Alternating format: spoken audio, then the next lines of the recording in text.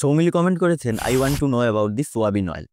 আচ্ছা, সোয়াবিনের তেল তো আমরা রোজই রান্নাঘরে ব্যবহার করি, তাই না? কিন্তু এই সোয়াবিনের তেল কি আসলেই আমাদের শরীরের জন্য ভালো? চলুন আজ একটু অন্যভাবে জেনে নিই। ফার্স্ট, সোয়াবিন কি আর এর থেকে কিভাবে তেল বের করা হয় সেটা জানবো।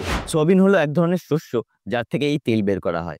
সোয়াবিনের বীজ থেকে তেল বের করার জন্য প্রথমে বীজগুলিকে গুঁড়ো করে নেওয়া হয়, তারপর মেশিনের সাহায্যে চাপ দিয়ে বা দ্রাবক ব্যবহার করে এর থেকে তেল নিষ্কাশন করা হয়। দেখুন, সোয়াবিনের তেলের কিছু ভালো গুণ এবং কিছু খারাপ গুণও রয়েছে। যেমন সোয়াবিনের তেলে থাকে ভিটামিন ই, যেটা আমাদের ত্বকের জন্য অ্যান্টিঅক্সিডেন্ট হিসেবে কাজ করে। কিন্তু বেশি পরিমাণে সোয়াবিনের তেল খেলে আপনার ওজন বাড়তে পারে, কারণ এতে থাকে ওমেগা 6 ফ্যাটি অ্যাসিড, যা ইনফ্লামেশন শুরু করতে পারে। তাই পরিমাণ মতো এই তেল ব্যবহার করা উচিত, কারণ এই তেলের পলি আনস্যাচুরেটেড ফ্যাট ভেঙে ক্ষতিকর যৌগ তৈরি করতে পারে। তাই চেষ্টা করুন অল্প আঁচে রান্না করার।